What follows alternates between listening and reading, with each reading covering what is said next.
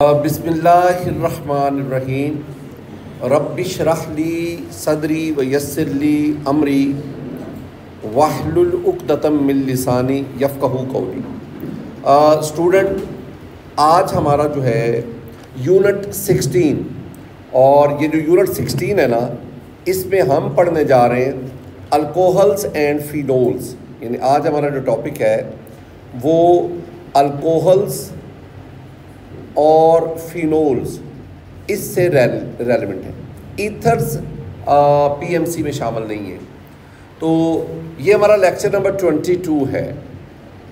यानी इसके बाद हमारे 2 लेक्चर जो है ना वो बकाया हैं। तो ये हमारा लेक्चर नंबर 22। पहले मैं आगाज़ करता हूँ। अच्छा, आज ना ये जो मैंने आपको बुक लगवाई हुई है ग्रीन कलर में आपके पास है, इसके 6 पेजेस हैं, 6 सफ़ात हैं, पेजेस हैं, वो मैंने आज आपको याद करवाने हैं। और जैसे हमने इससे पिछला टॉपिक किया था अल्कलीलाइड वाला, तो मैंने कहा था कि सारे के सारे जो भी आज तक के जितने भी MCQs उससे रेलेवेंट थे वो हमने डिस्कस किए थे। बिल्कुल वैसी अप्रोच ये अल्कोहल फिनोल की और वैसी एल्डिहाइड कीटोन और कार्बोक्सिलिक एसिड की है। यानी जितने आज तक इनसे रेलेवेंट कॉन्सेप्ट पूछे जा चुके हैं ना, वो सारे के सारे कॉन्सेप्ट मैं आपके साथ डिस्कस करूंगा। Let's start from definition of alcohols and phenol. Very simple. Alcohols कहते हैं हम हाइड्रोक्सी डेरिवेटिव्स ऑफ अल्केन्स। ये सिंपल सी एक बात है, फिर इसमें मैं और भी बातें ऐड करूंगा। तो अल्कोहल्स हैं हाइड्रोक्सी डेरिवेटिव्स ऑफ अल्केन्स। ये एक डेफिनेशन है। और बिल्कुल इसी तरह अगर आप फिनोल्स की बात करोगे तो आप हाइड्रोक्सी या हाइड्रोक्सल दोनों एक ही बात है। तो इसमें हम कहेंगे हाइड्रोक्सी या मैंने कहा हाइड्रोक्सल, दोनों में से एक ही बात है। Hydroxy derivatives of benzene. ये ना सिंपल डेफिनेशन है, मानी कुछ और है। अल्कोहल्स के बारे में ना मैं आपको 2 बातें याद करवाता हूँ, 2 पॉइंट्स। अल्कोहल की पहचान क्या है, एंटीटेस्ट क्या कहता है। अल्कोहल्स ऐसे कंपाउंड को कहते हैं जिसमें OH group, hydroxyl group sp3 hybridize carbon के साथ अटैच हो। OH group is bonded to sp3 hybridized carbon atom. यानी आपने ज़हन में रखना है, अगर OH ऐसे कार्बन से अटैच हो जो sp3 हो तो वो अल्कोहल होगा। ये पहली पहचान है। मसलन आप देखो, ये आपके पास एक अल्कोहल है, इसमें देखोगे OH ग्रुप ये वाला, ये इस कार्बन से अटैच है and this carbon is sp3 hybridized. अच्छा, दूसरी पहचान ये है कि उनको भी हम अल्कोहल कहेंगे जिनमें OH sp2 के साथ अटैच हो, sp2 के साथ, लेकिन वो sp2 बेंजीन रिंग का हिस्सा ना हो।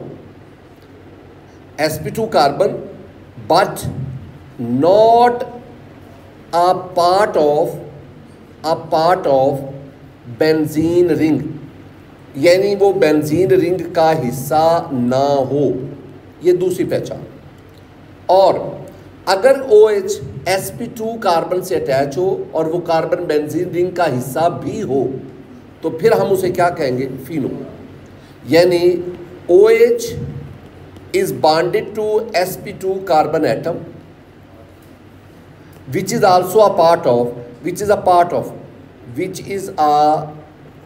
part of benzene ring या aromatic ring, बेंजीन रिंग। ये बेटा जी 2 पहचानें। अब अगर आप इस पहचान को बुनियाद बनाओ तो आपके पास ना कुछ कंपाउंड्स आ गए। मसलन आपके पास ये मैं कंपाउंड लिखता हूँ, CH2 double bond CH OH। अब क्या ये अल्कोहल है कि नहीं? पहली तो बात है इसमें ये OH है और OH इस कार्बन से अटैच है और ये कार्बन जो है ये sp2 हाइब्रिडाइज्ड है और ये बेंजीन रिंग का हिस्सा नहीं है। तो OH sp2 से अटैच, जो कि बेंजीन रिंग का हिस्सा नहीं है, तो this is called the alcohol and this alcohol is called vinyl alcohol. हम इसको विनाइल अल्कोहल कहते हैं। बेटा जी बिल्कुल इसी तरह ये आपके पास एक कंपाउंड है साइक्लोहेक्सानोल, दिस इज कॉल्ड साइक्लोहेक्सानोल। अब इसमें देखो OH मौजूद है, इस कार्बन के साथ अटैच है, this carbon is sp3 hybridised, तो बात ही खत्म हो गई। अगर कार्बन sp3 हाइब्रिडाइज्ड होगा तो definitely this compound will be the alcohol. एक मैं आपसे पूछूंगा, मुझे आपने बताना है कि ये साइक्लोहेक्सेन हो गया, ये बेंजीन हो गया, इसके ऊपर ना ये मैं CH2 लगा देता हूँ। बेटे जी now this is called benzyl, this is called benzyl, और मैं यहाँ पे OH लगा देता हूँ। अब मैं आपसे पूछता हूँ कि अब ये वाला जो है ये क्या अल्कोहल है या फिनोल है? क्योंकि OH जिस कार्बन से अटैच है वो sp3 है, ठीक है। और दूसरी बात, अब ये आ गया हमारे पास OH एक कार्बन से attach, it's okay, this carbon is sp2, it's okay. अब इसके बाद अगली दो बातें आ जाती। sp2 कार्बन है, क्या ये बेंजीन रिंग का हिस्सा है कि नहीं है? अगर नहीं है तो अल्कोहल है, और अगर ये कार्बन बेंजीन रिंग का हिस्सा है तो फिर ये क्या कहलाएगा? फिनोल। मेरी बातों को समझ गए उतनी? यहाँ तक ना मैंने आपको अल्कोहल और फिनोल की पहचान बताई, लेकिन साथ में एक और भी बातें याद रखनी है। अगर आप वाटर को देखोगे ना, वाटर, तो वाटर का स्ट्रक्चर ऐसे है, ये ऐसे, ये वाटर है। अगर आप अल्कोहल को देखोगे उसका स्ट्रक्चर भी ऐसे है, बीच में ना यहाँ O और फिर B। अल्कोहल को देखोगे ये H और ये R। अगर आप फिनोल को देखोगे उसका भी स्ट्रक्चर ऐसे है, ये, और ये C6H5। ईथर को देखोगे उसका स्ट्रक्चर भी इस तरह है, R और R। ये मैंने आपके सामने, ये मैंने अल्कोहल लिखा, ये मैंने फिनोल्स उसका स्ट्रक्चर ड्रॉ किया सिंपल सा, और ये मैंने ईथर्स उसको ड्रॉ किया। अगर आप अल्कोहल, फिनोल और ईथर को देखेंगे ना, they are structurally look like water. इन तीनों का स्ट्रक्चर जो है ये किस जैसा दिखता है? पानी जैसा। कहा जाता है, इट इज़ रिगार्डेड, ख्याल किया जाता है कि ये वाटर से डिराइव किए गए। मैंने ये नहीं कहा कि वाटर से डिराइव होते, मैंने कहा ख्याल किया जाता है। It is regarded that alcohol, phenol and ether, they are regarded, regarded mean ख्याल किया जाता है कि they are derivatives of water. कि ये कहाँ से आपको ख्याल कैसे आया? इनके स्ट्रक्चर को देखकर कि इनका स्ट्रक्चर वाटर जैसा दिखता है। इट्स ओके जी। अब हम ना आगे बढ़ते हैं। ये ना आज की पहली गुफ्तगू हो गई, यानी आज वही जैसे मैंने पहले आपको याद करवाया था ना, आज मैं कुछ पॉइंट्स आपको समझाता जाऊँ। आज की पहली गुफ्तगू में ना मैंने दो बातें की हैं। एक तो आपको अल्कोहल और फिनोल की पहचान बताई है, वैसे तो आपने पहले वो डेफिनेशन पढ़ ली ना, hydroxy derivative of alkanes, hydroxy derivative of benzene वगैरह वगैरह। लेकिन अगली मैंने आपको बात की है कि सिर्फ अल्केन से ही अल्कोहल नहीं बनते, अल्कीन से भी अल्कोहल बनते हैं, साइक्लो अल्केन से भी अल्कोहल बनते हैं, और ये कुछ एरोमेटिक अल्कोहल भी होते हैं। ये जो बेंजाइल अल्कोहल, ये मैंने जो बनाया ना benzyl alcohol, benzyl alcohol, benzyl alcohol, this is called aromatic alcohol, aromatic. तो ये जो मैंने डेफिनेशन लिखी है ना, ये बड़ी महदूद सी है। ये तो सिर्फ उन अल्कोहल को जस्टिफाई करती है जो अल्कीन से हासिल होते हैं। अच्छा, उसके बाद मैंने फिनोल की बात की। ये तो हमने पहले FSC वाली बातें पढ़ी, hydroxy derivative of alkane, hydroxy derivative. उसके बाद फिर हमने टेक्निकल बात करी कि किसी भी मॉलिक्यूल को देखकर जिसमें OH ग्रुप होगा, हमें कैसे पता चलेगा ये अल्कोहल है या फिनोल है, उसकी फिर मैंने आपको पहचान बताई। और आखिरी बात, अल्कोहल, फिनोल और ईथर, इन तीनों का स्ट्रक्चर वाटर जैसा दिखता है। लिहाजा ख्याल किया जाता है कि they are the derivatives of water. अब आगे बढ़ो, classification primary, secondary and tertiary alcohol, इनकी क्लासिफिकेशन। बेटा जी पहले तो आप ना अल्कोहल को क्लासीफाई करें। एक अल्कोहल होता है monohydric alcohol, monohydric alcohol. Mono का मतलब हो गया एक, हाइड्रिक से यहाँ मुराद आपने OH लेना है। ऐसे अल्कोहल जिसमें एक हाइड्रोक्सल ग्रुप हो, यानी they contain one hydroxyl group. आगे di hydric alcohol, di mean two, hydric mean OH, तो ऐसे अल्कोहल जिसमें दो OH ग्रुप हो।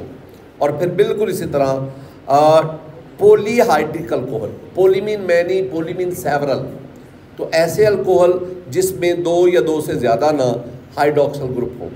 ये डाई भी पॉली की कैटेगरी में आता है ना, तो मैंने उसको वैसे, तो इसका मतलब हुआ कि पहले हमने क्या किया, पहले हमने अल्कोहल को नंबर ऑफ OH ग्रुप की बुनियाद पर क्लासीफाई किया।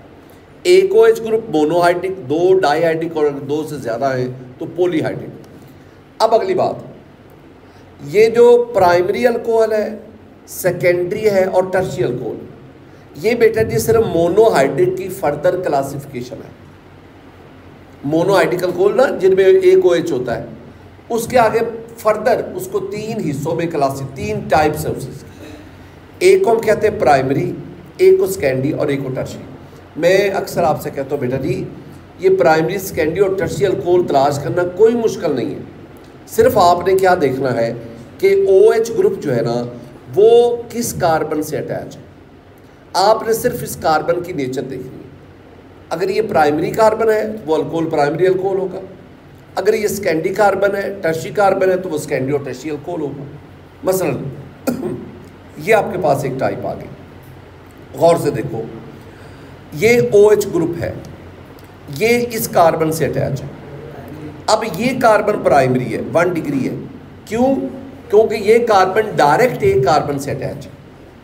लिहाजा अगर OH प्राइमरी कार्बन से अटैच होगा, such an alcohol is called primary alcohol. बिल्कुल इसी तरह इसमें OH जो है इस कार्बन से अटैच है, and you know this is the secondary 2 degree. क्यों? क्योंकि ये कार्बन एट ए टाइम दो कार्बन से डायरेक्टली अटैच है, तो such an alcohol is secondary alcohol. Similarly यहाँ पे देखोगे OH एक कार्बन से अटैच है, this is 3 degree carbon, because this carbon is directly connected with 3 carbon. अगर OH टर्शियरी कार्बन से अटैच होगा, such an alcohol is called tertiary. मैंने क्या कहा बात, पहले मैंने आपने नोट किया है कि पहले मैंने क्लासिफिकेशन में ना OH की बुनियाद पर अल्कोहल को क्लासीफाई किया, मोनोहाइड्रिक, डाईहाइड्रिक, पॉलीहाइड्रिक। अगली फिर मैंने आपसे बात की कि ये जो मोनोहाइड्रिक है ना, मोनोहाइड्रिक, इसकी मज़ीद आगे 3 टाइप्स हैं, डाई की, और इनकी आगे मज़ीद, इसकी आगे मज़ीद टाइप्स नहीं है, सिर्फ उसी की है। तो मोनोहाइड्रिक, डाईहाइड्रिक, मोनोहाइड्रिक, इसके आगे फिर आगे 3 है। तो प्राइमरी अल्कोहल, सेकेंडरी और टर्शियरी। अब प्राइमरी है, सेकेंडरी है, ये टर्शियरी है, ये फैसला वो बात करती है कि OH ग्रुप किस कार्बन से अटैच है। यही बात हमने अल्काइल हैलाइड में भी की थी कि हैलोजन किस कार्बन से अटैच है। यही बात हम आगे भी जाके कर रहे होते। बेटे जी डाईहाइड्रिक पे आ जाओ, डाईहाइड्रिक अल्कोहल। डाईहाइड्रिक अल्कोहल में दे कंटेन 2 हाइड्रोक्सिल ग्रुप। अच्छा, इसका नाम जो है ना, ये पहले वाला, इसका नाम है एथिलीन ग्लाइकोल, लफ्ज़ आ गया ग्लाइकोल। इसका नाम है प्रोपाइलीन ग्लाइकोल, ये लफ्ज़ आ गया ग्लाइकोल। लेकिन इसका नाम में अच्छा 2 नाम लिखे हुए हैं, एक है यूपिक नेम, एक कॉमन नेम। मैं पहले कॉमन नेम की बात कर रहा हूँ। तो ये भी ग्लाइकोल है, ये भी ग्लाइकोल है, लेकिन ये तीसरे वाला ग्लाइकोल नहीं है। अच्छा, ये जो तीनों है ना, ये तीनों डाईहाइड्रिक हैं, 2 OH रखते हैं, लिहाजा डाईहाइड्रिक है, लेकिन ये तीनों ग्लाइकोल नहीं है। इसका मतलब है हर डाईहाइड्रिक अल्कोहल ग्लाइकोल नहीं होता। कौन से डाईहाइड्रिक अल्कोहल ग्लाइकोल होंगे? जिनमें OH ग्रुप, दोनों OH ग्रुप एडजेसेंट कार्बन पर होंगे। किस पर होंगे? एडजेसेंट समझते हैं ना। अच्छा, ये कार्बन और ये carbon, both these are adjacent carbon, जो एक दूसरे के साथ मुल्हिक हैं, साथ साथ हैं। अगर OH ग्रुप एडजेसेंट कार्बन पर होंगे, ऐसे डाईहाइड्रिक अल्कोहल को हम क्या कहेंगे? ग्लाइकोल। और 2 कार्बन है तो नाम बना एथिलीन ग्लाइकोल। अब इसमें ना देखो, ये 3 कार्बन आ गए तो बन गया प्रोपाइलीन, और चूंकि OH एडजेसेंट कार्बन पर है तो क्या बन गया? ग्लाइकोल। इसका दूसरा नाम भी है 1,2-प्रोपेन डायो, ये अयोपिक नेम है। नॉमेनक्लेचर मैंने कल भी यानी लास्ट लेक्चर में भी बताया कि मेरे बच्चों, नॉमेनक्लेचर से 2 से 3 MCQs आते हैं। आउट ऑफ 54 2 या 3 MCQs नॉमेनक्लेचर से आएंगे, और इसमें से कौन सा MCQ पिछले साल आया मैं भी आपको समझाऊंगा। अच्छा बेटा जी, मैं इसको ये वाला जो है लास्ट वाला, ये डाईहाइड्रिक तो है, 2 OH तो रखता है, लेकिन ये ग्लाइकोल नहीं है। क्यों भला नहीं है? क्योंकि इसमें OH एडजेसेंट पर नहीं है। ये 1,3-प्रोपेन डाइओल है। It's okay. अब अगर मैं कहूँ कि ग्लाइकोल क्या है, तो आप कहेंगे ऐसा डाईहाइड्रिक अल्कोहल। जब आप व्हेन यू से the dihydric, it means it has 2 OH group, और अगर वो OH एडजेसेंट पे होंगे तो उस डाईहाइड्रिक को आप क्या कहोगे? ग्लाइकोल। और अगर एडजेसेंट पे नहीं होंगे, वो डाईहाइड्रिक होगा लेकिन ग्लाइकोल नहीं होगा। और आपको इसके अयोपिक नेम भी आने चाहिए। हमारे पास एक ही स्ट्रक्चर आ गया बेटा जी। इसमें देखो 3 OH है, यानी ये ट्राईहाइड्रिक अल्कोहल बना। इसका आम नाम है ग्लिसरॉल। पिछले साल जो एग्ज़ाम हुआ MD कैट का, और मैं UHS की ख़ास तौर पर बात करूँगा, उसमें इसी का अयोपिक नेम पूछा गया कि जनाब अली इसका अयोपिक नेम क्या है। नो प्रॉब्लम 1 2 3 1 2 3 प्रोपेन ट्रायोल, या प्रोपेन 1 2 3 ट्रायोल, दोनों में से। जैसे मैंने क्या कहा? प्रोपेन 1 2 3 ट्राईओल, ये बना, या 1 2 3 प्रोपेन ट्राईओल, एक ही बात है। ये इसका अयोपिक नेम है, ये पूछा गया। हम इसको आमतौर पर ग्लिसरॉल कहते हैं, ग्लिसरॉल। तो ग्लिसरॉल एक ट्राईहाइड्रिक अल्कोहल है, या पॉली कह लो, ट्राई कह लो। बेटा जी आपको ना 3 स्ट्रक्चर आने चाहिए। इसके साथ ही साथ आपको लैक्टिक एसिड का स्ट्रक्चर आना चाहिए। लैक्टिक एसिड, आपको टारिक एसिड का स्ट्रक्चर आना चाहिए, आपको सिट्रिक एसिड का स्ट्रक्चर आना चाहिए।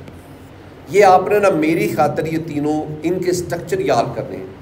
स्ट्रक्चर आना चाहिए आपको इन तीनों का स्ट्रक्चर, और आपको इन तीनों का अयोपिक नेम आना चाहिए। अयोपिक नेम ये आपकी जो बुक है ना उसके ऊपर लिखा हुआ है। अब मैं लिखूंगा ना तो उसमें 5-7 मिनट ज़ाया हो जाएंगे। तो स्ट्रक्चर ही है ना, उसमें कौन सी ऐसी फलसफे वाली बात है। तो आपके लिए ये, जैसे मैं कहता हूँ होम टास्क, तो ये आपका होम टास्क है, यानी अदर देन लेक्चर आपने इन चीज़ों को भी देखना है। ये जो मैं चीज़ें आपको बता रहा होता हूँ ना होम टास्क के तौर पर, ये प्रीवियस एंटीटेस MCQs होते हैं। तो मैंने क्या कहा, इसका क्या याद करना है? स्ट्रक्चर, और साथ क्या है? अयोप। कोई बात छोड़नी नहीं है। आगे बढ़ो। प्रेपरेशन ऑफ अल्कोहल, हम ना 2 अल्कोहल का जिक्र करेंगे अपनी डिस्कशन में। एक हम कहेंगे मेथानोल, और फिर हम लेंगे एथानोल। इन 2 का, मेथानोल के बारे में all this one is information, सारी इंफॉर्मेशन। मेथानोल को हम मिथाइल अल्कोहल भी कहते हैं, कार्बिनोल भी कहते हैं, वुड नेफ्था भी कहते हैं, वुड स्पिरिट भी कहते हैं। Just information, you have to learn all this 4 names, learn करने आपने।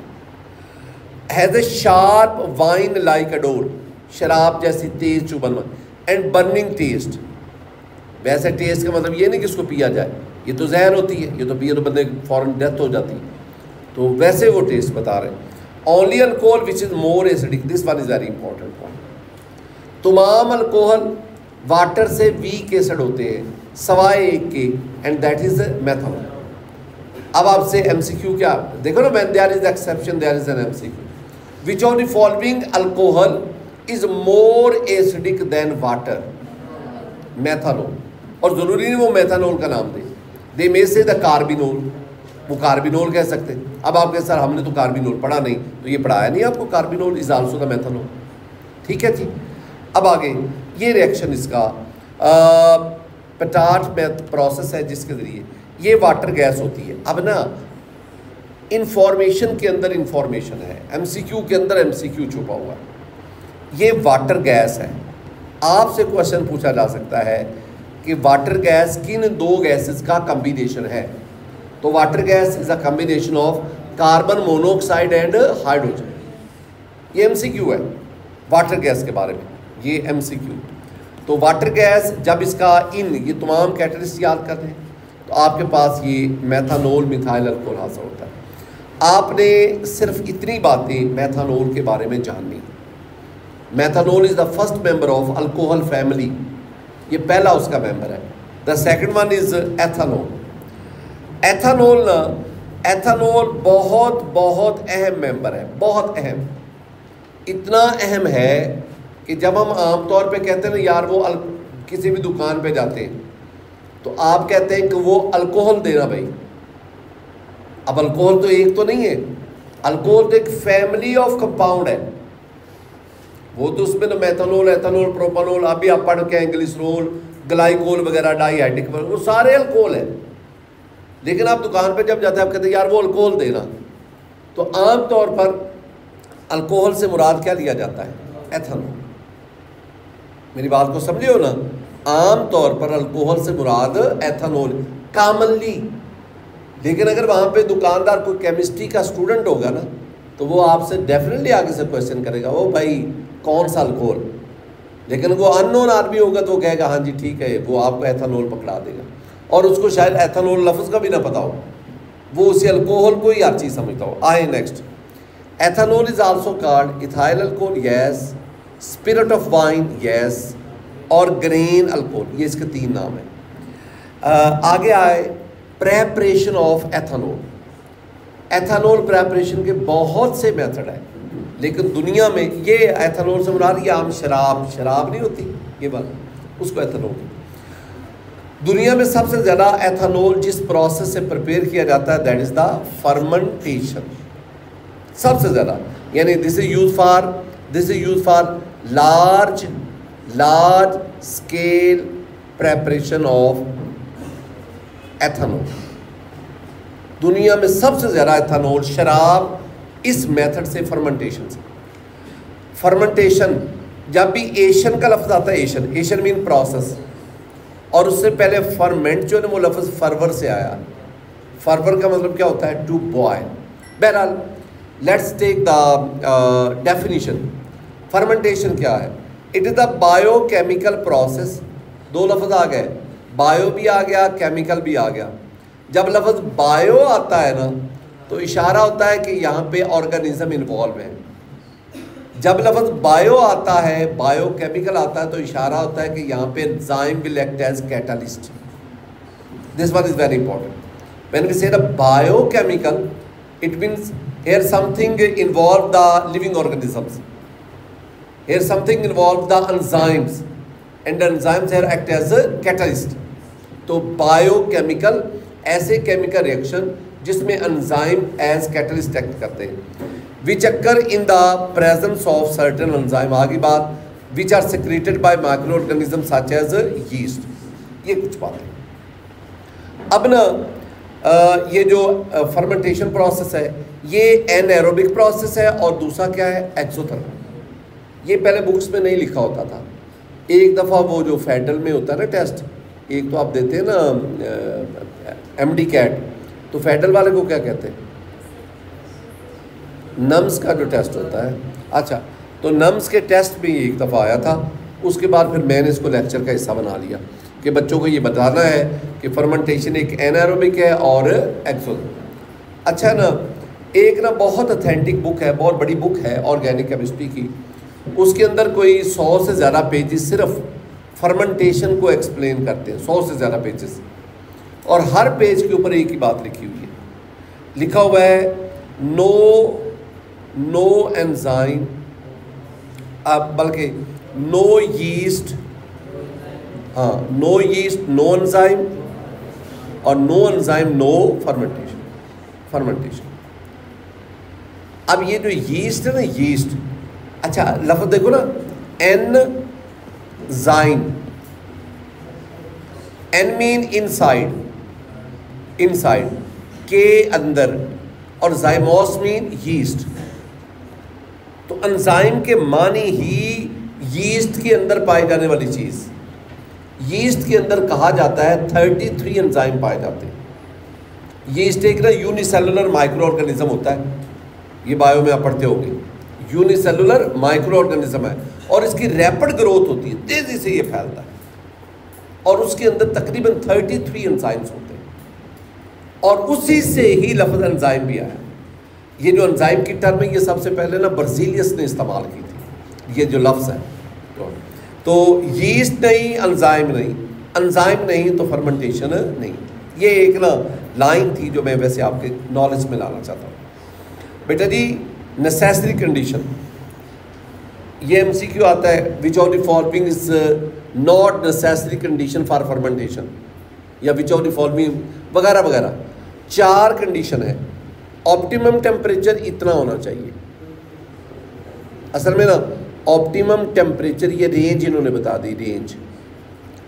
वैसे तो टेम्परेचर ना 27 डिग्री सेंटीग्रेड पे ना फर्मेंटेशन प्रोसेस फुल स्पीड पे होता है। ऑप्टिमम समझते हैं ना, वो टेम्परेचर जिस पर रिएक्शन रेट फास्ट होता है, फास्टेस्ट होता है। तो ऑप्टिमम टेम्परेचर इस रेंज में 25 से लेकर 35 तक, मैंने उसको मज़ीद स्पेसिफाई कर दिया, मैंने 27 कर दिया, लेकिन आपने 25 से 35 की फिगर आपने ज़हन में रखो।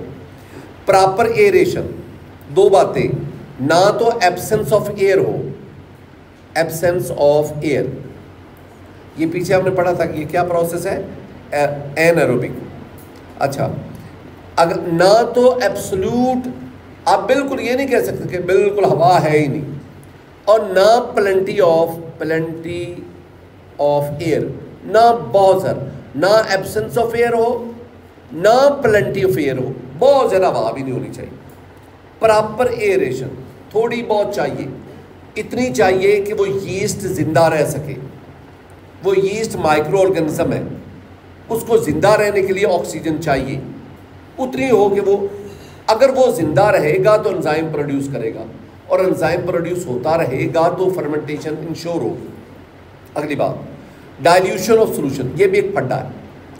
अगर सॉल्यूशन डाइल्यूट होगा, एंजाइम एक्टिव होता है, अगर सॉल्यूशन कंसंट्रेटेड होता जाएगा, एंजाइम इनएक्टिव होता जाता है। Enzymes are basically protein in nature, तो कंसंट्रेटेड सॉल्यूशन में एंजाइम बिकम इनएक्टिव। सो अगर आप फर्मेंटेशन कैरी ऑन करना चाहते हैं तो आपको सॉल्यूशन क्या रखना पड़ेगा, डाइल्यूट। और आगे क्या है, एब्सेंस ऑफ एनी प्रिजर्वेटिव। आप खुराक को महफूज बनाने के लिए उसमें मुख्तलिफ केमिकल डालते हैं ताकि खुराक, फूड एक्सपायर ना हो। वो केमिकल क्या करते हैं, वो खुराक के अंदर मौजूद ऑर्गेनिजम्स को, माइक्रो ऑर्गेनिज्म को किल कर देते हैं, बैक्टीरिया को किल कर देते हैं। जब बैक्टीरिया किल हो जाएंगे, माइक्रो ऑर्गेनिज्म जर्म्स किल हो जाएंगे, तो खुराक ख़राब नहीं होगी।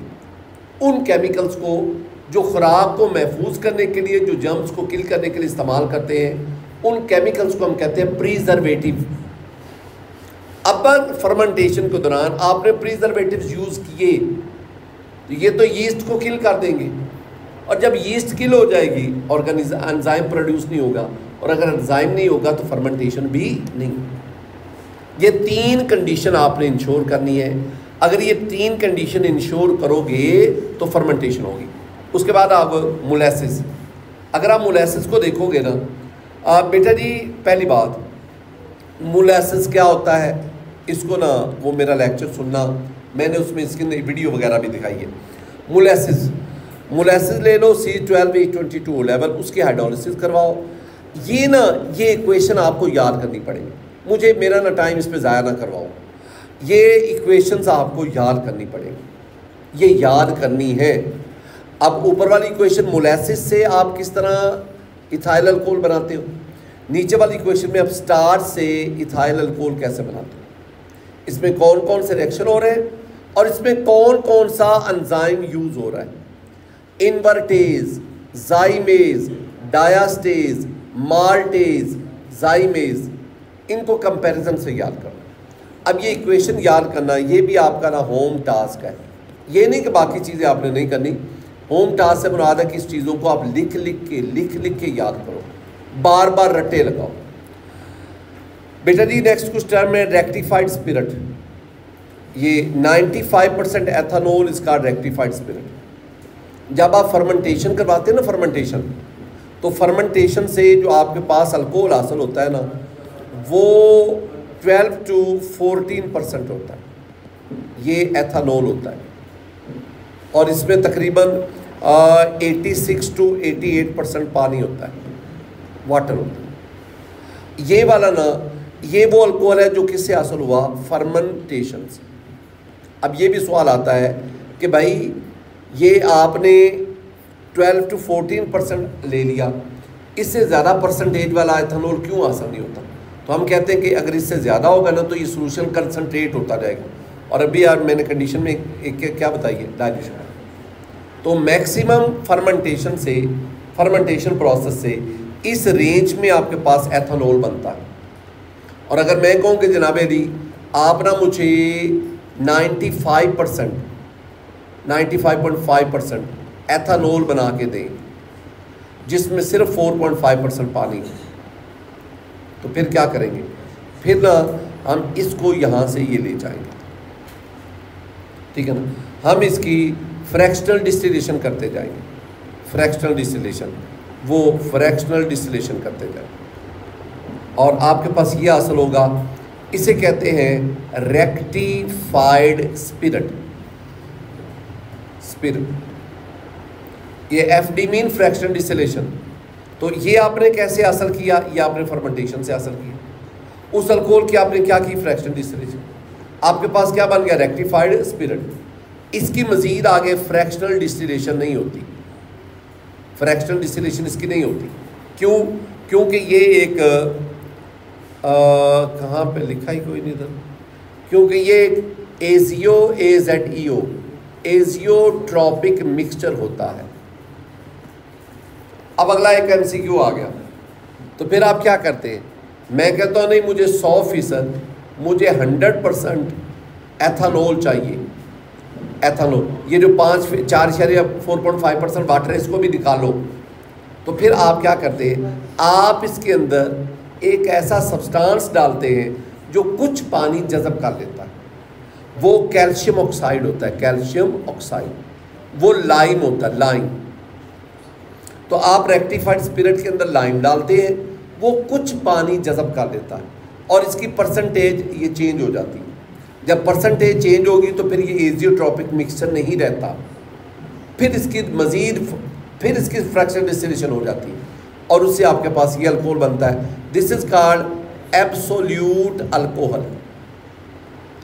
अब ये जो मैंने बीच में बातें की है ना, इन बातों को ज़हन में बिठा लो। ये अल्कोहल हासिल हुआ फर्मेंटेशन से, इसकी फ्रैक्शनल डिस्टिलेशन की, कहाँ आके ब्रेक लगी? 95.5% में। उसको हम क्या कहते हैं? ये 90, इसको क्या कहते हैं? Rectified spirit. ये एजियोट्रॉपिक होता है, इसके मज़ीद फ्रैक्शनल डिस्टिलेशन नहीं होती। फिर हम क्या करते हैं? उसमें क्या डालते हैं? लाइम। लाइम उसमें से कुछ मॉइस्चर अब्जॉर्ब करेगा और मज़ीद आप फिर उसकी फ्रैक्शनल डिस्टिलेशन हो जाएगी और आपके पास ये एब्सोल्यूट अल्कोहल बने। एब्सोल्यूट अल्कोहल क्या होता है? 100% ethanol is called absolute alcohol. बेटे जी नेक्स्ट हम बढ़ते हैं। एक लफ्ज़ आ गया मिथाइलेटेड स्पिरिट। अभी तक ना तीन चीज़ें आपके पास आई हैं। वो अल्कोहल जो फर्मेंटेशन से आया, number 2 rectified spirit, number 3 absolute alcohol. ये पहली बात, वो अल्कोहल जो फर्मेंटेशन से। दूसरा लफ्ज़ रेक्टिफाइड स्पिरिट। रेक्टिफाइड स्पिरिट ये क्या था? 95% एथेनॉल। और तीसरा क्या था नंबर 3 पे? Absolute alcohol. एब्सोल्यूट अल्कोहल ये क्या था? तकरीबन 100% एथेनॉल। 100% तो नहीं होता, 99.9%, चले 100%। अब चौथी टर्म आ गई मिथाइलेटेड स्पिरिट। मार्केट में आपको एथेनॉल जिस शक्ल में मिलता है ना मार्केट में, वो मिथाइलेटेड स्पिरिट होता है। यानी methylated spirit is the commercial commercial name of ethanol, ये कमर्शियल नेम ऑफ एथेनॉल, ये एथेनॉल का कमर्शियल नेम है। ये कैसे बनता है? आप ना एथेनॉल ले लिया, ये एथेनॉल। अब आप इसमें दो चीज़ें डालेंगे मेन, एक तो 10% मेथनॉल डाल दें और इसमें ट्रेसेस ऑफ थोड़ी सी मिकदार में पिरिडीन डाल दें या एसीटोन डाल दें, पिरिडीन डाल दो या एसीटोन डाल दो, और फिर कुछ कलरिंग मैटर भी डाल दो। तो अब ये जो मिक्सचर आपके पास बना, this is called methylated spirit. तो अब सवाल बड़ा क्या पैदा होता है कि सर एथेनॉल जो आपने पीछे प्रिपेयर कर दिया, तो उसको एज सच आप मार्केट में क्यों नहीं भेजते? उसमें ज़रूर ये भी डालना है, ये भी डालना है, ये भी डालना है। अगर आप उसको एज सच मार्केट में सेल करेंगे ना, तो वो शराब के तौर पर लोग इस्तेमाल पी लेंगे। इसलिए उसके ड्रिंकिंग पर्पज़ को रोकने के लिए गवर्नमेंट उसको इसमें ये चीज़ें डालती है, ताकि ये इंडस्ट्री में तो इस्तेमाल हो जाए, एक्सपेरिमेंट्स के लिए तो इस्तेमाल हो जाए, लेकिन ड्रिंकिंग पर्पज़ के लिए इस्तेमाल हो। लो बेटा जी, अब ये जो बातें हैं ना, यहाँ तक 3 बातें मैंने अभी तक आपको पढ़ा दी। मैंने शुरू में आपको इंट्रोडक्शन बताया अल्कोहल और फिनोल का, फिर हमने क्लासिफिकेशन को पढ़ा, और उसके बाद हमने 2 अल्कोहल की प्रेपरेशन पढ़ी, एक मेथनॉल की और फिर एथेनॉल। एथेनॉल की प्रेपरेशन के लिए मेथड पढ़ा, फर्मेंटेशन, और फिर हमने फर्मेंटेशन के मुख्तलिफ हिस्से पढ़े। फर्मेंटेशन होती क्या है, उसके लिए नेसेसरी कंडीशन क्या चाहिए।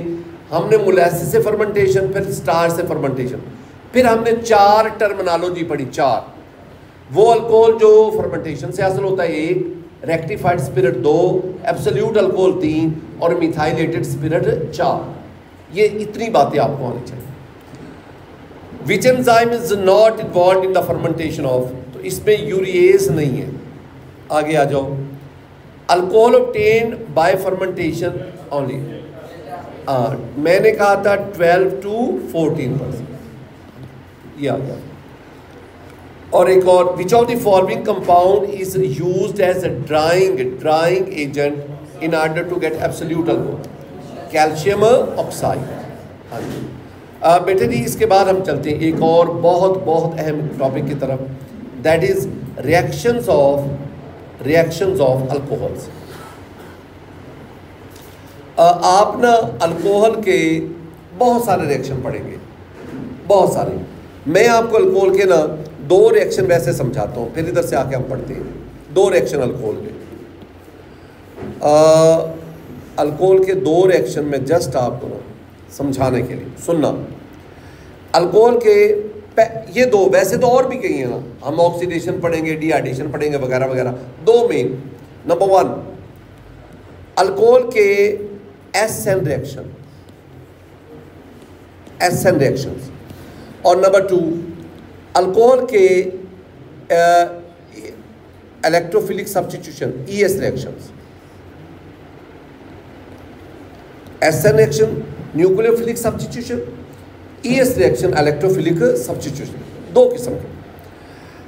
आप इसको मैं ना एक और भी नाम देता हूँ, SN reaction.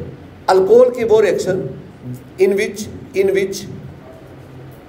CO bond break, और ये मैं कहता हूं अल्कोहल के वो reaction in which OH bond break. अब ना यहाँ मैंने सिर्फ आपको ना 6 रिएक्शन पढ़ाने हैं, 6 रिएक्शन, और उन रिएक्शन की बड़ी, उसमें से एक आपके 100% है कि आपका जो MD कैट का पेपर उसमें एक पूछा जाएगा, लेकिन वो इस तरह पूछेंगे कि आपके होश बार, आपने पढ़ा भी होगा लेकिन आपको वो अपना कॉन्सेप्ट अप्लाई करना नहीं आता। मैं वही अपनी पहले दिन वाली बात वही खाएंगे। आपको आती हैं चीज़ें, जब मैं समझा तो अच्छा साल इसको इस तरह अप्लाई करना, if you are conceptual student. माठे बच्चे को तो वैसे ही पता नहीं चलता ना कि मैं क्या बोल के आ रहा हूँ, उसको वैसे नहीं पता चलता, ठीक है ना। तो कंसेप्चुअल बच्चा कहता है कि हाँ अच्छा इस तरह इसको अप्लाई करना था। अब सुनना पहले तमहीद, मैं ना कुछ रिएक्शन आपके सामने लिखता हूँ। मसलन परसों मैंने आपको अल्कोहल से अल्काइल हैलाइड बनाने के तरीके बताए थे 3। ये मैं देखो, मैं लिखता हूँ CH3 CH2 OH। मैं पहले ना इसको लिख लूँ, मैं फिर लिखता हूँ, मैं लिखता हूँ जी CH3 CH2 OH।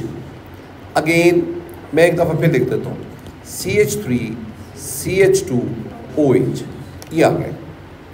अच्छा, पहले इसका रिएक्शन करवा दो SOCl2 के साथ इन द प्रेजेंस ऑफ pyridine, पढ़ा है ना, मानते हो? और फिर इसका रिएक्शन करवा दो HCl के साथ इन जिंक क्लोराइड, इट्स ओके। अच्छा, ये नया आ गया, इसका रिएक्शन ना अमोनिया के साथ करवा दो in thorium oxide THO2, thorium oxide. ये 3 रिएक्शन आपको आने चाहिए। इन तीनों रिएक्शन में ना ये वाला जो है ना, ये वाला SOCl2 ये क्लोराइड आयन देता है, इसमें HCl क्लोराइड आयन देता है, इसमें अमोनिया NH2 नेगेटिव देता है, ये देता है। मैंने आपसे कहा जिसमें नेगेटिव चार्ज होगा वो न्यूक्लियोफाइल है। इसका मतलब है SO2 इसने हमें जो न्यूक्लियोफाइल दिया क्लोराइड आयन, HCl इसने जो न्यूक्लियोफाइल दिया क्लोराइड आयन, और अमोनिया इसने जो न्यूक्लियोफाइल दिया NH2 नेगेटिव आयन। अब ये क्लोराइड आयन आएगा, यानी न्यूक्लियोफाइल आएगा, मेरे अल्फाज पे गौर करना, न्यूक्लियोफाइल आएगा और वो न्यूक्लियोफाइल आकर अल्कोहल पर अटैक करेगा। तो मैं अभी आपसे क्या कहूँगा, मैं कहूँगा बेटा जी ये आपके पास अल्कोहल है, यस, ये OH। जब अल्कोहल पर न्यूक्लियोफाइल अटैक करेगा NU, ये जो अभी मैंने बात की, तो CO बॉन्ड टूटेगा, ये बॉन्ड टूटेगा, इट्स ओके। ये नहीं, ये बॉन्ड टूटेगा, इट्स ओके। ये OH यहाँ से निकल जाएगा, OH यहाँ से निकल जाएगा, और OH जब निकलेगा तो वो OH नेगेटिव बनकर जाएगा, जिसमें नेगेटिव चार्ज वो क्या हो गया, न्यूक्लियोफाइल। यानी एक न्यूक्लियोफाइल आया, वो चाहे क्लोराइड हो चाहे NH2 माइनस हो, उसने अल्कोहल पर अटैक किया, CO बॉन्ड टूटा और अल्कोहल से क्या निकला, न्यूक्लियोफाइल। तो अब ना वो न्यूक्लियोफाइल आके CH3 CH2 Cl बन गया, और इधर भी क्या बना, CH3 CH2 Cl बन गया, और इसमें क्या बना, CH3 CH2 NH2 बना। इस रिएक्शन को कहते हैं न्यूक्लियोफिलिक सब्स्टिट्यूशन। यानी एक न्यूक्लियोफाइल आया, उसने मॉलिक्यूल में से, अल्कोहल के मॉलिक्यूल में से दूसरे न्यूक्लियोफाइल की जगह ले ली। पहले ये जगह किसके पास थी, OH के पास। अब इस जगह पे कौन आ गया, Cl, यानी OH निकल गया, Cl आ गया, तो Cl नेगेटिव न्यूक्लियोफाइल, OH जो गया वो भी nucleophile. Such a reaction is called nucleophilic substitution. मेरी बात को समझो, मैंने क्या कहा, मैंने अब आपसे जो बात की है, मैंने कहा है कि जब अल्कोहल पर when a nucleophile attacks on an alcohol, when a nucleophile attacks on an alcohol, जी it's okay, CO bond break, CO bond breaks. लो जी, ये हमारी बात होगी, CO बॉन्ड ब्रेक्स। अच्छा, इतनी मेरी गुफ्तगू ख़त्म होगी, अब असल काम की बात में है।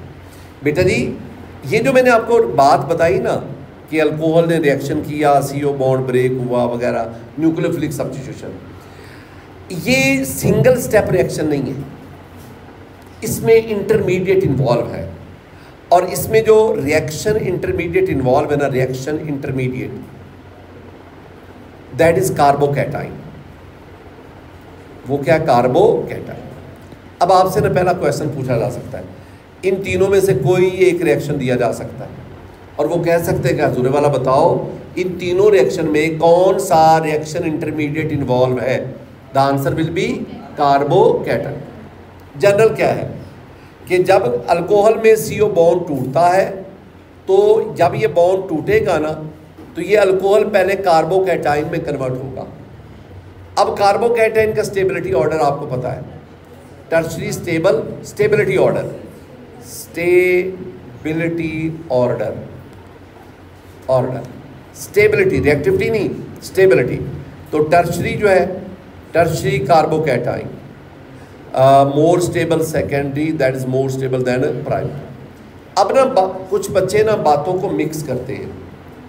ये जो मैं स्टेबिलिटी ऑर्डर बता रहा हूँ ना, ये मैं अल्कोहल का नहीं बता रहा, ये मैं अल्कोहल का नहीं बता रहा, ये मैं किसका बता रहा हूँ? कार्बोकैटाइन। अब आगे reactivity of alcohol, reactivity order of alcohol. अगर मैं अल्कोहल का रिएक्टिविटी ऑर्डर लूँ ना, रिएक्टिविटी ऑर्डर, तो इस केस में जब CO बॉन्ड ब्रेक होता है, इस केस में टर्शरी अल्कोहल ज़्यादा रिएक्टिव है as compare to secondary alcohol, वो ज़्यादा रिएक्टिव है as compare to primary alcohol, वो ज़्यादा रिएक्टिव है as compare to methyl alcohol. इससे ये जितनी मैंने बातें की है ना, ये सारी बातें आपको हिफ्ज़ होनी चाहिए। अब जितनी मैंने इधर गुफ्तगू की है ना, बिल्कुल इसके एक और अंदाज में, और वो तकरीबन इसका ऑपोजिट होगा। अब ना मेरे पास रिएक्शन और आ गया। अच्छा, एक और भी बात, आप ल्यूकस टेस्ट पढ़ते, ल्यूकस, ये है ल्यूकस टेस्ट, ये आप पढ़ते हैं ना, ये क्या है? Lucas test, LUCAS, Lucas test. Lucas test किसके लिए इस्तेमाल होता है? It is use to distinguish between primary, secondary and tertiary alcohol, यानी डिफरेंशिएट करें primary, secondary and tertiary alcohol. ये जो मैंने लिखा है ना, ये MCQ है कि प्राइमरी, सेकेंडरी और टर्शरी अल्कोहल को डिफरेंशिएट करने के लिए कौन सा टेस्ट इस्तेमाल होता है? तो हम कहते हैं ल्यूकस भी इस्तेमाल होता है, ऑक्सीडेशन ऑफ अल्कोहल भी इस्तेमाल होता है, वो दोनों इस्तेमाल होते हैं। अब ना ये आपके पास ल्यूकस टेस्ट आ गया, ये लिखा हुआ ल्यूकस टेस्ट। अब सुनना, अगर आप यहाँ पे प्राइमरी अल्कोहल लेंगे, प्राइमरी अल्कोहल का ल्यूकस टेस्ट करवाएंगे, हीट करने पर रिएक्शन होगा, हीट वेरी स्लो होगा। अगर आप सेकेंडरी अल्कोहल लेंगे, उसका पहले से फास्ट हो जाएगा, और अगर आप टर्शरी अल्कोहल लेंगे तो इमीडिएटली होगा, यानी रिएक्शन रेट उससे भी क्या होगा? फास्ट होगा। ये हमने लिखा नहीं है वाला। तो ल्यूकस टेस्ट को आपने ज़हन में रखना है। Primary alcohol upon heating oily layer बनाता है, सेकेंडरी अल्कोहल 5 से 10 मिनट के बाद, और टर्शरी अल्कोहल फास्टेस्ट इमीडिएटली। और वो यहाँ पे ये रिएक्टिविटी ऑर्डर ऑफ अल्कोहल से वाज़ेह है कि टर्शरी अल्कोहल उसका रिएक्शन फास्टेस्ट होगा। अब आगे बढ़ो, एक और भी चीज़ है, अगर आप अल्कोहल के देखोगे ना, तो अल्कोहल RCHO और H। पहले आपने कहा कि जब अल्कोहल पर न्यूक्लियोफाइल अटैक करता है तो CO बॉन्ड टूटता है, ये वाला बॉन्ड, ये। अब मैं कहूँगा नहीं, जब अल्कोहल पर इलेक्ट्रोफाइल अटैक करेगा, अब कौन सा बॉन्ड टूटेगा? OH। जब अल्कोहल पर इलेक्ट्रोफाइल अटैक करेगा, OH बॉन्ड टूटेगा। मैं रिएक्शन आपको एक आधा समझा देता हूँ, बाकी आप खुद देखना। बेटा जी, एक बहुत ना मशहूर ज़माना हमारा रिएक्शन है कि आप अल्कोहल को ले, मैं ना वो साइड पे दोबारा लिखूँगा, ये आप CH3 C double bond OH plus C2H5 OH goes to, ये रिवर्सिबल रिएक्शन होता है। यहाँ पे आप कैटलिस्ट लेते हैं, एसिडिक कैटलिस्ट, और आपके पास CH3 C double bond O C2H5 ester बना और साथ वाटर बना। तो ये आपके पास रिएक्शन, ये एसिटिक एसिड, ये एथानॉल, ये इथाइल एसीटेट और ये साथ वाटर। रिएक्शन अगर फॉरवर्ड जाए ये एस्टर बनता है, अगर फॉरवर्ड जाए तो इस रिएक्शन को कहते हैं एस्टेरिफिकेशन, फॉर्मेशन ऑफ एस्टर। और जब रिवर्स आए तो हाइड्रोलिसिस ऑफ एस्टर, एस्टर। अब मेरी बात को सुनना, मैं आपको एक जवाब बताता हूँ, जवाब बता के मैं सवाल करता हूँ और मैं देखता हूँ आप जवाब देते कि नहीं। ये जो रिएक्शन मैंने आपको ये पढ़ाया ना, ये अल्कोहल का वो रिएक्शन है जिसमें अल्कोहल के अंदर OH बॉन्ड टूटता है। It's okay. अल्कोहल में कौन सा बॉन्ड टूटता है? OH। अब मैंने आपको जवाब बता दिया। अब मेरा सवाल सुनो। सवाल ये है कि जब एस्टिक एसिड, एस्टिक एसिड एक ना कार्बोक्सिलिक एसिड है। एस्टिक एसिड एक कार्बोक्सिलिक एसिड में सी से लिखता हूँ।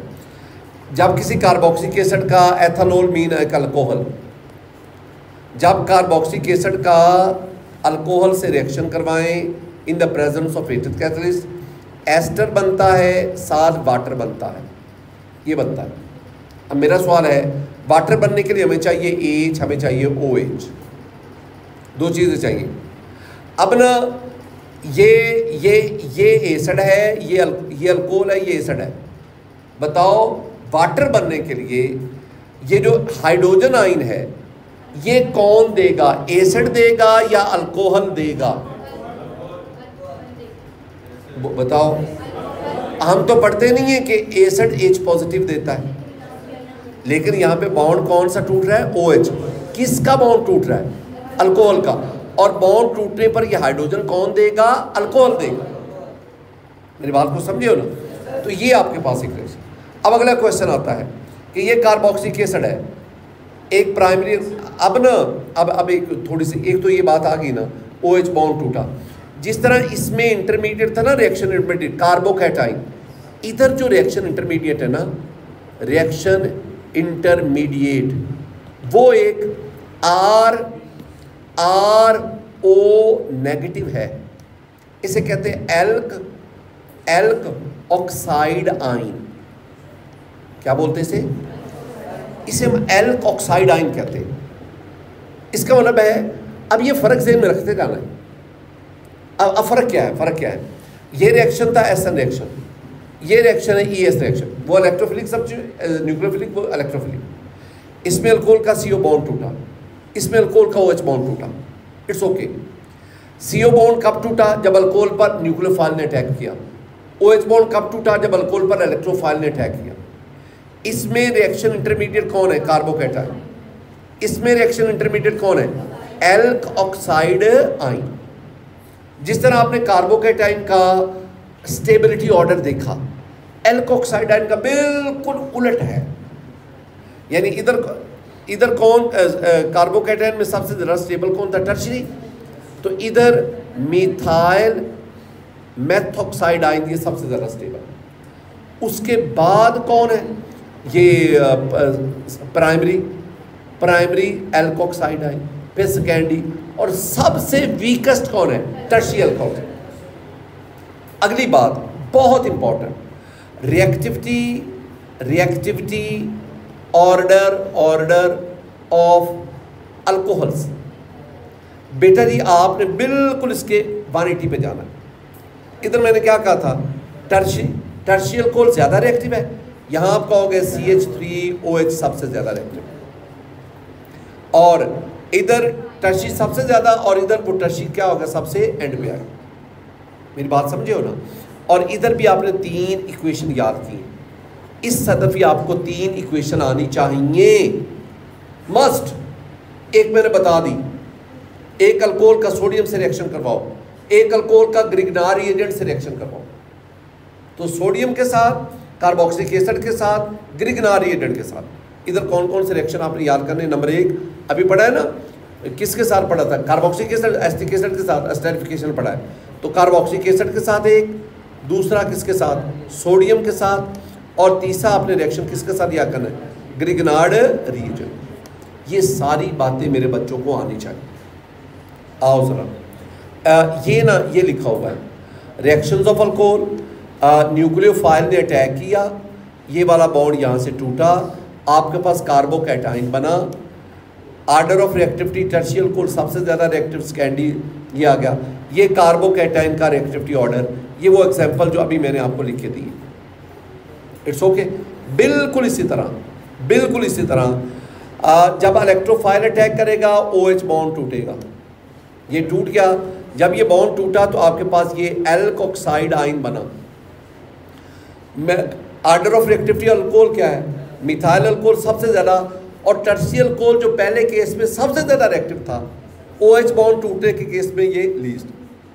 एल्क ऑक्साइड आयन का रिएक्टिव स्टेबिलिटी ऑर्डर बिल्कुल कार्बोकैटाइन के स्टेबिलिटी ऑर्डर के अपोजिट। और ये 3 रिएक्शन, अल्कोहल का सोडियम के साथ, ग्रिगनार्ड रिएजेंट के साथ और कार्बोक्सिलिक एसिड के साथ। मेरे बच्चे कर लोगे ये वाले? आगे बढ़ो। Which one of the following type of reaction is shown by alcohol? तो reaction in which CO bond break, तो आंसर क्या आ गया? 4। Which one of the following is more reactive? Which one of the following is more reactive? Alcohols when bond is to be broken between oxygen and hydrogen. Oxygen OH bond टूट रहा है, तो वो कहते हैं सबसे ज़्यादा रिएक्टिव कौन होगा? ये वाला। और अगर वो मोर रिएक्टिव की बजाय लीस्ट रिएक्टिव कहते हैं, लीस्ट, तो फिर ये टर्शी होगा, ये एंड वाला टर्शी है। अगर वो मोर रिएक्टिव की बजाय रिएक्टिव की बजाय स्टेबल कह दे, मोर स्टेबल, तो फिर भी क्या होगा? टर्शी। ये ना लफ्ज़ को घुमा फिरा के किसी भी किस्म का वो MCQ आपसे पूछ सकता है। During esterification water along with ester is formed. Hydrogen atom in water comes from, किधर से आता है? अल्कोहल से। अभी बताया ना आप लोगों ने? हाँ जी। अब ये क्वेश्चन तब आएंगे जब आपने चीज़ों को कंसेप्चुअली सीखा होगा, पढ़ा नहीं होगा, चीज़ों को सीखा। और सीखना तभी होता है जब आपको कोई बात समझ आ जाए और आप किसी और को समझाने के काबिल हों। अगर आपको ही सिर्फ समझे है तो उसे आपने पढ़ा है सिर्फ, और अगर आप वो अपनी बात को किसी और को भी समझा दो तो फिर आपने वो सीखी है बात। तो सीखा करो चीज़ें एंटी टेस्ट में। आए नेक्स्ट पे, ऑक्सीडेशन। ऑक्सीडेशन बेटा जी मैं ना कुछ इब्तदाई बातें आपके साथ कर लूँ, फिर मैं ऑक्सीडेशन की तरफ आता हूँ। ऑक्सीडेशन में ना, ऑक्सीडेशन में आप ना अल्कोहल ले लो, अल्कोहल, फिर अल्कोहल ले लो और फिर अल्कोहल ले लो। मेरी पहले ना गुफ्तगू को सुनना है, मैं पहले आसान फिर मुश्किल और फिर आपको असल काम की तरफ लाता हूँ। जब आप प्राइमरी अल्कोहल ले लो ना, प्राइमरी अल्कोहल, इसकी ऑक्सीडेशन करवाओ, आपके पास अल्डिहाइड बनता है। अगर आप सेकेंडरी अल्कोहल ले लो, इसकी ऑक्सीडेशन करवाओ, आपके पास कीटोन बनता है ये। और टर्शियरी अल्कोहल, इसकी ऑक्सीडेशन नहीं होती, नो रिएक्शन, इट्स ओके। हाँ, टर्शियरी अल्कोहल की एलिमिनेशन होती है, एलिमिनेशन। और जब भी एलिमिनेशन होती है अनसैचुरेशन, कल पढ़ा था ना, एलिमिनेशन होगी तो अनसैचुरेशन पैदा होगी, तो इसकी एलिमिनेशन से कार्बन डबल बॉन्ड कार्बन यानी अल्कीन प्रोड्यूस होता है। ये इब्तदाई बात हो गई। अगर आप फॉरवर्ड जाओ तो ऑक्सीडेशन हो रही है, अगर आप रिवर्स आओ तो रिडक्शन है। अल्डिहाइड की रिडक्शन करवाएं, प्राइमरी अल्कोहल बनता है, परसों मैं पढ़ाऊंगा। और कीटोन की रिडक्शन करवाएं, सेकेंडरी अल्कोहल बनता है, मैं परसों पढ़ाऊंगा। यानी ये उलट आ जाए। और अल्डिहाइड की फर्दर ऑक्सीडेशन करवाओ, कार्बोक्सिलिक एसिड बनेगा। कीटोन की भी ज़रा मुश्किल होगी, लेकिन ऑक्सीडेशन हो से क्या बनेगा? Carboxylic acid. ये हम परसों पढ़ेंगे, यानी मैंने परसों के टारगेट भी आपको बता दूँ। अब पहला सवाल, जब आप अल्कोहल की ऑक्सीडेशन करवाते हैं तो मेजर चेंज क्या आती है? वो समझना है, मेजर चेंज क्या आता है।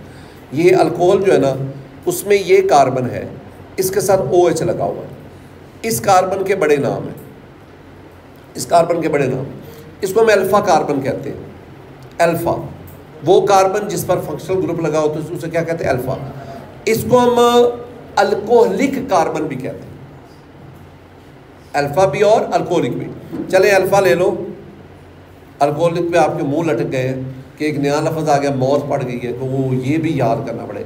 चलो अल्फ़ा कार्बन, बेटा जी अल्फ़ा कार्बन पर ये हाइड्रोजन जो लगा हुआ है इसे कहते हैं अल्फ़ा हाइड्रोजन।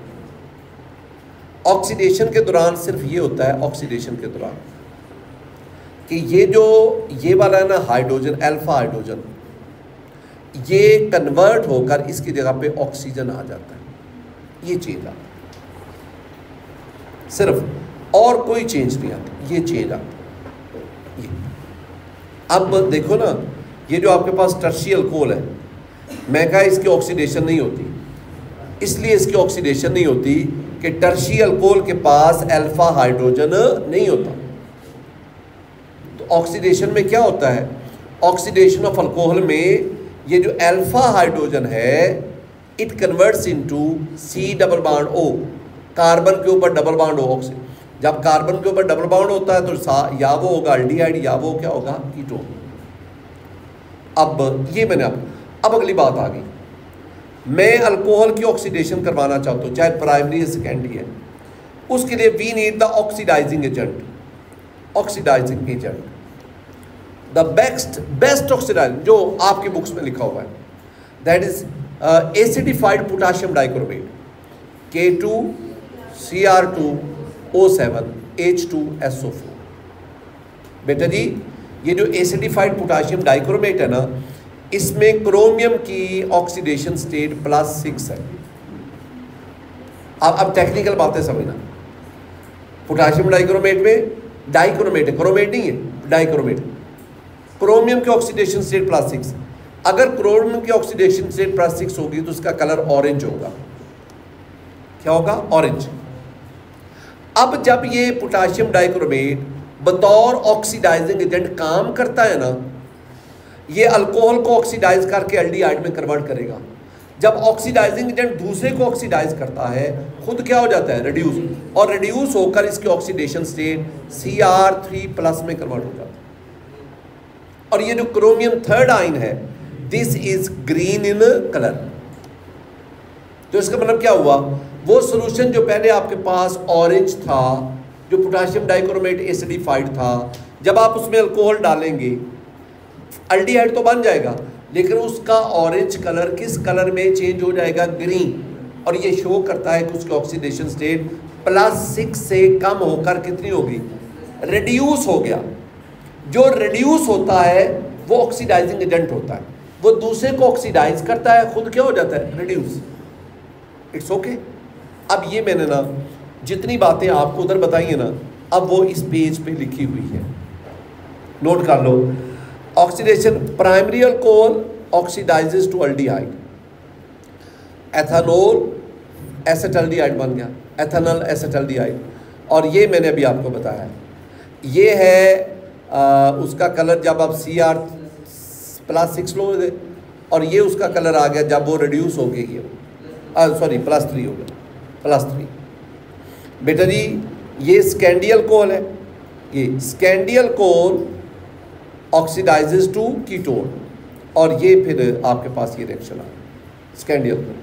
और बिल्कुल इसी तरह अगर आप टर्शियल कोल्स आर रेजिस्टेंट टू ऑक्सीडेशन, अगर कोई आपसे पूछे टर्शियल कोल की ऑक्सीडेशन क्यों नहीं होती, क्योंकि उसके पास अल्फा हाइड्रोजन नहीं होता, ये कोई जवाब नहीं है। उसके पास अल्फा हाइड्रोजन नहीं, अल्कोहलिक हाइड्रोजन नहीं, और अगर इसकी ऑक्सीडेशन नहीं होती तो फिर ये क्या होती है? एलिमिनेशन, और उससे आपके पास ये डबल बॉन्ड यानी अल्कीन बनता है। ये मैंने आपको बातें समझा। अब आगे बढ़ो, एक और चीज़ आ गई। अभी हमने ना अभी तक क्या पढ़ा? अल्कोहल के 2 तरह के रिएक्शन, एक वो जिसमें CO बॉन्ड टूटता है एसेंट रिएक्शन का, एक वो जिसमें OH बॉन्ड टूटता है एलिमिनेशन रिएक्शन का। दूसरी बात ऑक्सीडेशन। अब तीसरी आ गई dehydration of alcohol. D mean removal, hydro mean water, alcohol से पानी निकालना है, वाटर रिमूव करवाना है। जब अल्कोहल से वाटर रिमूव करवाएंगे या तो अल्केन बनता है या ईथर बनता है। ये जो रिएक्शन लिखे हुए हैं ना, these are very very important. ये 2 रिएक्शन है अल्कोहल से मैं आपको एक बात बताता हूँ।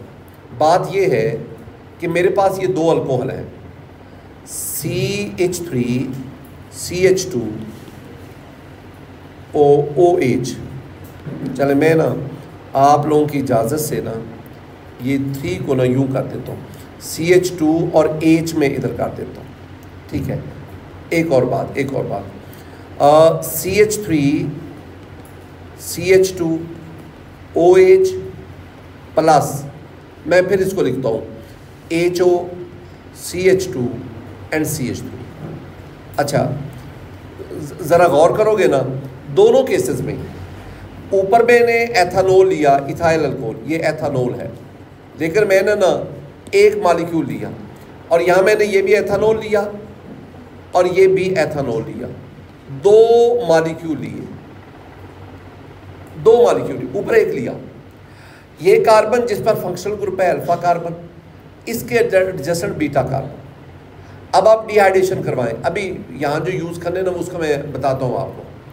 तो चलें मैं बता देता हूँ मालूम। यहाँ पे आप कंसनट्रेटेड H2SO4 लें, यहाँ भी आप कंसनट्रेटेड H2SO4 लें, दोनों में डिहाइड्रेटिंग एजेंट है। डिहाइड्रेटिंग जो वाटर निकालेगा, ऊपर एक मॉलिक्यूल नीचे 2 मॉलिक्यूल। हमेशा कंपैरेटिव स्टडी किया करो, चीज़ों को सीखा करो। अल्फा बीटा, अल्फा से OH, बीटा से H, वाटर रिमूव हो गया और अल्फा और बीटा के दरमियान डबल बॉन्ड बन गया, एलिमिनेशन हुई, अनसैचुरेशन क्रिएट होगी, ये इथीन बना, अल्कीन बना। ये पहला वाटर निकला।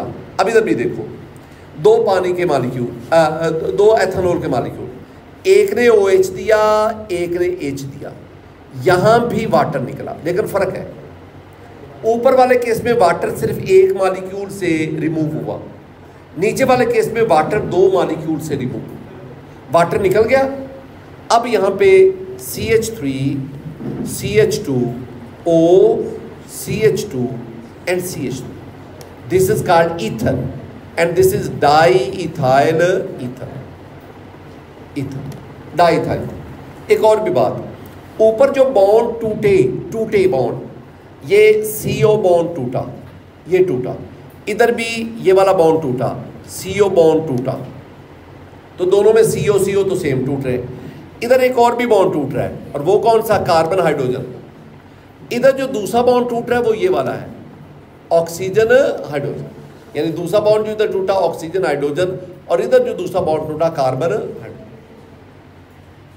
ये बातें ज़हन में रखनी।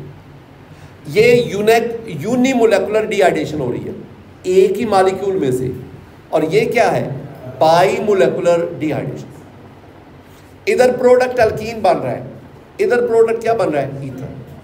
सबसे बड़ा फर्क वो सिर्फ एक लफ्ज़ है, टेम्परेचर। किस टेम्परेचर पे ये होगा, किस टेम्परेचर पे ये होगा।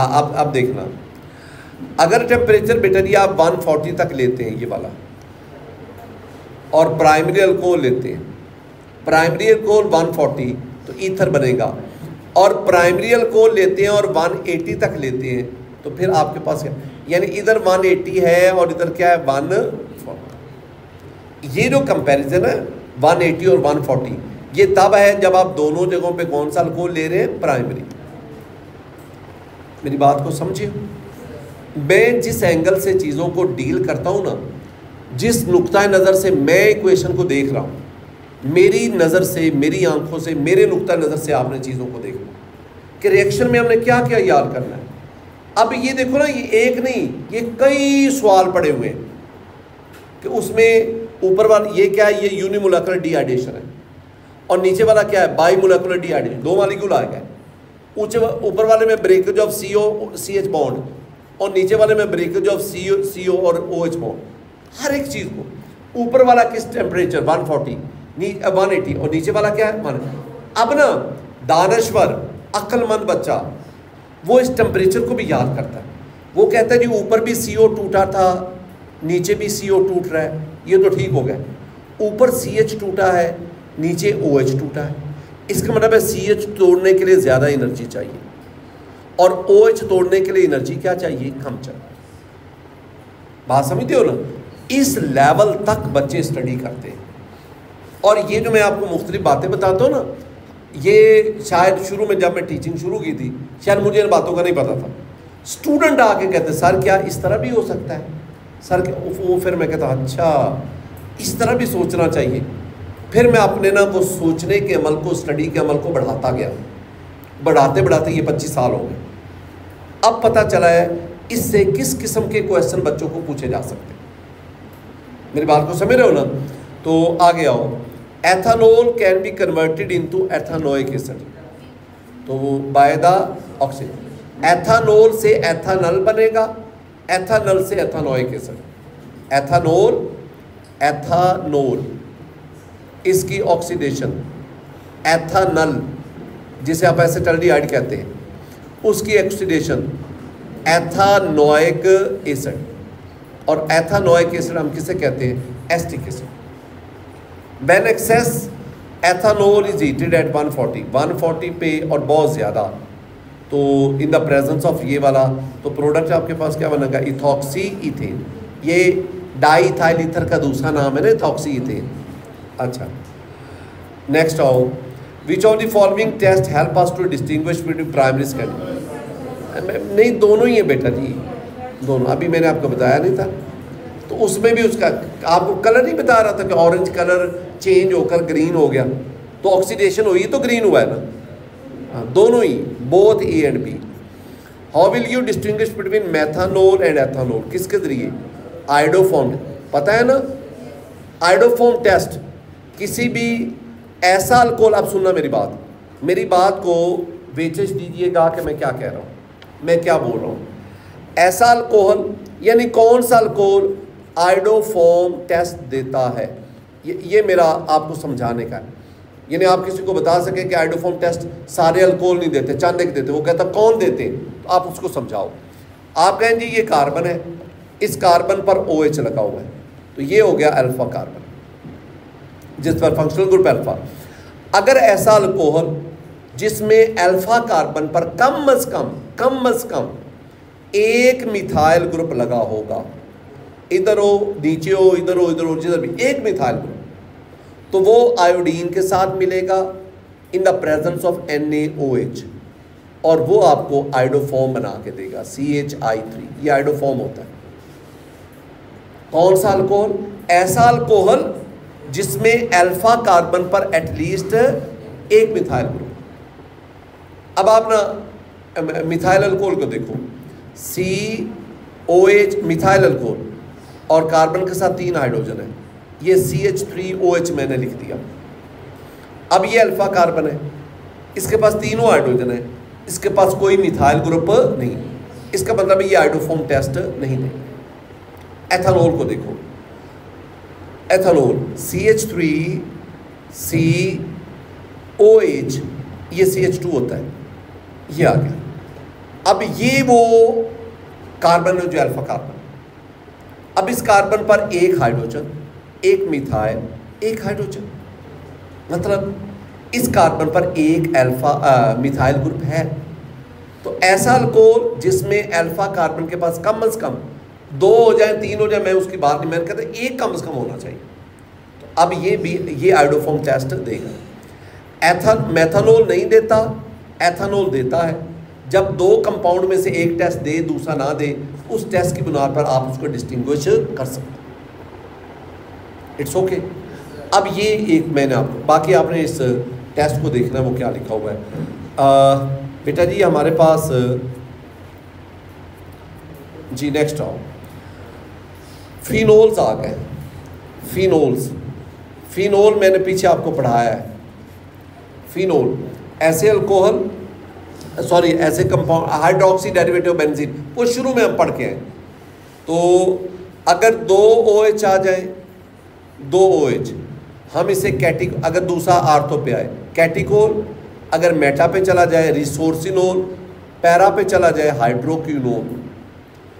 अगर OH की बजाय दूसरा मिथाइल ग्रुप आए और आर्थो पे आर्थोक्रिसोल, मेटा पे मेटाक्रिसोल, पैरा पे, यानी ये मुख्तलिफ फिनोल आपके सामने। मैं जिस फिनोल का जिक्र करूंगा वो ये है, ये OH, इसके 3 नाम हैं। आप इसे फिनोल भी कह लो। फिनोल कहने की वजह है, phen mean benzene, ol mean OH, benzene के ऊपर OH, फिनोल। इसका एक और भी नाम है, इसको हम हाइड्रोक्सी बेंजीन कहते हैं। क्या नाम है? हाइड्रोक्सी। और इसका वो नाम जो आपसे MCQ पूछा जाएगा MD कैट टेस्ट में, वो क्या है? वो इसका नाम है कार्बिनोल। इसका 5% जो एक्वा सोल्यूशन है ना, 5 पानी में ना 5% ही हो, 95% पानी हो, इसका एक्वा सोल्यूशन बना। तो इसका जो 5% एक्वा सोल्यूशन है उसे हम कहते हैं CAR सॉरी वो कार्बिनोल तो पीछे, carbolic acid, carbolic acid. Carbinol तो पीछे हम मेथानोल को पढ़ के हैं। तो this is called carbolic acid. This one is very very important. 5% aqueous solution of phenol is called carbolic acid. 5%. या the other name of phenol is carbolic acid. Acidity of phenol. बेटा जी ज़रा सुनना. फिनोल की acidity, ये फिनोल की Ka value है. Ka value 1.3 cross 10⁻⁻10. एक बात ध्यान में रख लो कि acidic strength is directly proportional to Ka. और ये कार्बोक्सिलिक एसिड है, K value 10⁻⁻5. Water K value 10⁻⁻16. Alcohol ये तरतीब से लिखे हुए. कार्बोक्सिलिक एसिड सबसे स्ट्रॉन्गेस्ट, फिनोल उससे वीक, वाटर उससे वीक, अल्कोहल वीकेस्ट. एक अल्कोहल है जो वाटर से स्ट्रॉन्ग होगा, वो मेथनॉल. It's okay. इसका मतलब क्या हुआ कि फिनोल जो है ना, फिनोल कार्बोक्सिलिक एसिड से वीक है, लेकिन अल्कोहल और वाटर इससे ये क्या होते हैं, स्ट्रॉन्ग एसिड होते हैं. Phenol dissolve readily in alkalies. Alkalies mean bases, NaOH वगैरह, KOH, इसमें आसानी से तेज़ी से डिजोल्व हो जाते हैं. It is too weak to affect the litmus paper. अब ये लिखा हुआ है ना कि ये लिटमस पेपर को अफेक्ट नहीं करता. आपकी बुक में लिखा हुआ है अफेक्ट करता है. वहाँ पे लिखा हुआ है कि ब्लू लिटमस को रेड कर देता है in your Balochistan text book board. लेकिन यहाँ पे क्या कह रहा है, और it is too weak to evolve. ये ना, ये एसिड की खूबियाँ होती हैं. एसिड ब्लू लिटमस पेपर को रेड कर देता है. एसिड कार्बोनेट में से कार्बन डाइऑक्साइड इवॉल्व करता है. ये एसिड की प्रॉपर्टीज़ है. लेकिन ये इतना वीक एसिड है ना, तो इस बुक के मुताबिक जिसमें को मैं फेडर को बता रहा हूँ, इसके यानी ना तो ये लिटमस पेपर को अफेक्ट करता है और ना ये कार्बोनेट में से CO2 को निकालता है. एसिड है लेकिन वीक है. और it is partially soluble in water. बहुत कम पानी में हल होता है. कहते हैं 25 डिग्री सेंटीग्रेड पर 9.3 ग्राम इन 100 ग्राम एट 25 डिग्री सेंटीग्रेड. बहुत कम पानी में, थोड़ा सा. And its solution has a pH of. अब पानी में रूम टेम्परेचर पर तो बहुत कम हल है, लेकिन अगर आप टेम्परेचर बढ़ा के ना 68.5 डिग्री सेंटीग्रेड कर दोगे ना, तो उसमें ये सारे का सारा सॉल्युबल हो गया. और ये एक चीज़ है, ये वैसे आप देख लीजिएगा, ये बताता है कि इसके एसिड, चलो एसिड तो है ना, चाहे वीक ही सही. pH चलो 5 to 6 हो गई, 7 से कम तो है ना, एसिड तो है चाहे वीक हो. अब एसिड क्यों होता है, वो कहते हैं कि जब आप इसको पानी में डालते हैं ना, तो हाइड्रोजन आयन उतर जाता है, हाइड्रोजन H पॉजिटिव, और आपके पास ये वाला बनता है, इसे कहते हैं फिनॉक्साइड आयन. इसके 1 2 3 4 5 रेजोनेंस कंट्रीब्यूट, ये इसके ना ये वाले, ये रेजोनेंस कंट्रीब्यूटिंग स्ट्रक्चर्स है. Resonance contributing. तो ये इतने ज़्यादा होने का मतलब है कि phenoxide ion is comparatively stable. अब ये फिनोल है ना, मैं आपको एक नुक्ता बताता हूँ ना, ये फिनोल है OH, ये पानी में डालो आयोनाइज होगा. अब O negative plus H positive. बेटा जी हम कहते हैं जितना रिएक्शन फॉरवर्ड जाएगा उतने ज़्यादा प्रोटॉन देगा. जो जितने ज़्यादा प्रोटॉन देगा उतना वो स्ट्रॉन्ग एसिड है. पहली तो बात है ये H पॉजिटिव देता है, H पॉजिटिव देने की वजह से ये एसिड है. अब क्या ये स्ट्रॉन्ग है या वीक है, उसका फैसला वो कहते हैं इसका स्टेबिलिटी करेंगे. अगर ये स्टेबल होगा तो ये ज़्यादा बनेगा, अगर ये ज़्यादा बनेगा तो रिएक्शन फॉरवर्ड आएगा, अगर रिएक्शन फॉरवर्ड आएगा तो ज़्यादा H पॉजिटिव देगा. और इसकी स्टेबिलिटी को कौन बयान कर रहा है, ये 5 रेजोनेंस कंट्रीब्यूटिंग स्ट्रक्चर. ये 5 स्ट्रक्चर बता रहे हैं कि this phenoxide ion is comparatively stable. अच्छा नेक्स्ट हम बढ़ते हैं. ये कुछ ना पॉइंट्स हैं, अगर आपके तेज़ी से मैं बात करूँगा, अगर आपके जहन में उतर जाए. अगर फिनोल के ऊपर, ये फिनोल आ गया ना, अगर कोई और ग्रुप आ जाए यहाँ पे, ये हेलो आ जाए, नाइट्रो सल्फोनिक कोई भी, या NH2OR कोई भी ग्रुप आ जाए, क्या यहाँ ग्रुप आने से इसकी एसिडिक स्ट्रेंथ बढ़ेगी या कम होगी? अब वो भला क्या कहता है? वो कहता है कि अगर G की जगह पे, यानी यहाँ पे जो ग्रुप आए वो इलेक्ट्रॉन विदड्रॉइंग ग्रुप हो, वो इलेक्ट्रॉन विदड्रॉइंग ग्रुप हो, ये सारे इलेक्ट्रॉन विदड्रॉइंग है, तो वो एसिडिक स्ट्रेंथ को बढ़ा देते हैं। और अगर यहाँ पे G की जगह पे कोई ऐसा ग्रुप हो जो इलेक्ट्रॉन डोनेटिंग ग्रुप हो, ये इलेक्ट्रॉन डोनेटिंग है, तो वो इसकी एसिडिक स्ट्रेंथ को क्या कर देंगे? कम कर देंगे। ये बात याद रखनी, दो बातें, एक ये जो है इलेक्ट्रॉन विदड्रॉइंग है, और ये वाले ग्रुप क्या है? Electron donating. आर्थोपैरा, ये नीचे वाले इनको हम आर्थोपैरा कहते हैं, जो इलेक्ट्रॉन देते हैं, और ऊपर वाले मेटा जो इलेक्ट्रॉन लेते हैं। इलेक्ट्रॉन लेने वाले होंगे तो एसिडिक स्ट्रेंथ बढ़ाएंगे, इलेक्ट्रॉन देने वाले होंगे तो एसिडिक स्ट्रेंथ कम होगी। एक और भी, आर्थो पे अगर सेकंड सब्स्टिट्यूट आएगा तो एसिडिक स्ट्रेंथ ज़्यादा होती है, बजाय इसके कि वो कहाँ पे आए? पैरा। बेटा जी नेक्स्ट, कुछ रिएक्शंस हैं फिनोल के, लिखा हुआ है फिनोल है ना, ये वाला, ये फिनोल है। ज़रा सुनना, पहले एक नुक्ता सुन लो, हेडिंग, ये O और H।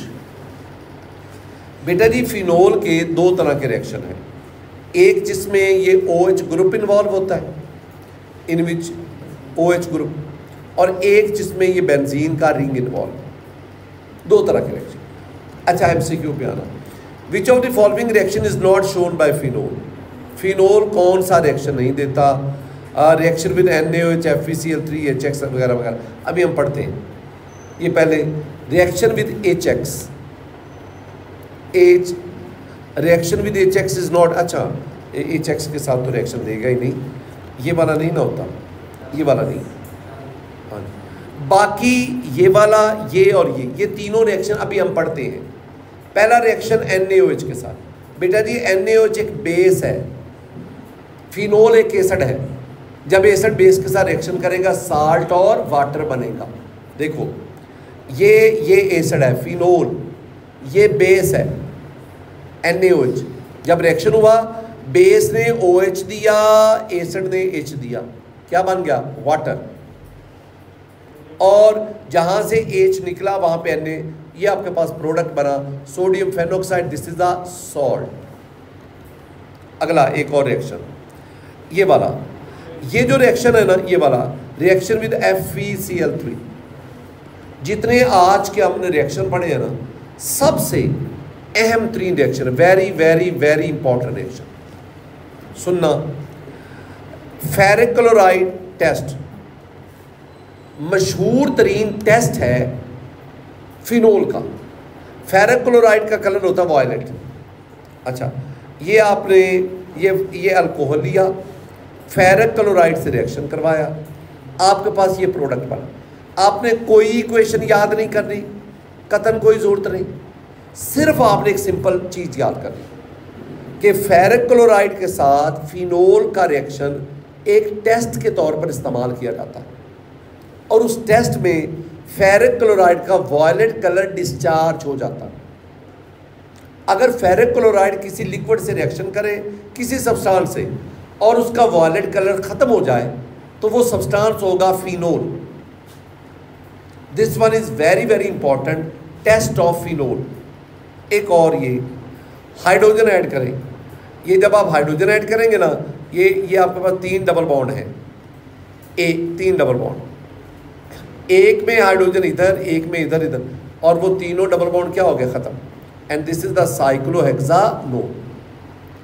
आपको ना ये आ गया carbolic acid mean phenol is treated with dilute nitric acid at 25 degree centigrade. Dilute, ये nitric acid dilute 25, nitric acid 25, dilute heat concentrated. The very important difference. मैं ना फिनोल रिएक्शन किससे? नाइट्रिक एसिड कंडीशन, ये dilute, ये concentrated, इधर room temperature, इधर upon heat. Product की nature बदल गई। ये आर्थोनाइट्रो, पैरानाइट्रो, और इसमें this is very very very important compound, this is called picric acid. अब पिक्रिक एसिड से ना ये तो वाटर आ गया ना, इसको निकालो, बाकी ये पिक्रिक एसिड, बहुत सारे एमसीक्यूज पिक्रिक एसिड से रेलेवेंट आपसे पूछे जाते हैं। अब दोनों में फर्क, अब ना आप रट्टे ना लगाया करो खुदारा। फिनोल रिएक्शन नाइट्रिक एसिड से, दो बातें, dilute concentrated, temperature room temperature heat. अगर आप डाइल्यूट लोगे और रूम टेम्परेचर होगा तो प्रोडक्ट बनेगा आर्थो और पैरा। अगर आप कंसंट्रेटेड लोगे और हीट करोगे प्रोडक्ट बनेगा पिक्रिक एसिड। ये अब याद करनी है, मैंने तो नहीं करने, आप नहीं करने। आगे आओ, physical properties. Phenol is colourless crystalline. अब ये लिखा हुआ है डीलिक्विसेंट। आपकी जो बुक मोहतरम बुक है ना, आपकी बड़ी प्रीशियस बुक, वो कहती है जी हाइग्रोस्कोपिक है। तो अगर आप बलूचिस्तान बोर्ड से दो तो हाइग्रोस्कोपिक कह देना, फेडरल या यूएचएस दो तो फिर आपने डीलिक्विसेंट कह देना। कैरेक्टरिस्टिक फ्लोनिकडोर, melting point, boiling point, sparingly soluble इस टेम्परेचर पे, पिंक सोल्यूशन बनाएगा, और कंप्लीटली सॉल्युबल इस टेम्परेचर पे। इट इज़ पॉइजनस, और ये हॉस्पिटल्स में वाशरूम में डिसइंफेक्टेंट के तौर पर काम है। आखिरी, सिर्फ आखिरी, आपने एक ना रिएक्शन याद करना है, रिएक्शन ऑफ, ये ना टेस्ट में कल में है ना, फिनोल विद ब्रोमीन, ये कल के टेस्ट में रिएक्शन है, इसलिए मैं इसको लिख रहा हूँ, मुझे वहाँ ना लिखना पड़े। फिनोल ये OH प्लस 3Br2 ब्रोमीन के साथ, प्रोडक्ट जो बनता है ना वो बहुत बहुत इम्पोर्टेंट है, ठीक है। मैं नहीं लिखूँगा, ये वाइट PPT बनते हैं, वाइट प्रेसिपिटेट। तो ये भी, जैसे मैंने वो फेरिक क्लोराइड वाला कहा था ना, FeCl3 वाला, मैंने कहा आज का सबसे इम्पोर्टेंट, तो ये दूसरे नंबर पे सबसे इम्पोर्टेंट रिएक्शन। ये भी डिस्टिंग्विश टेस्ट है। बेटा जी आज का ये था हमारा टेस्ट। अल्लाह ताला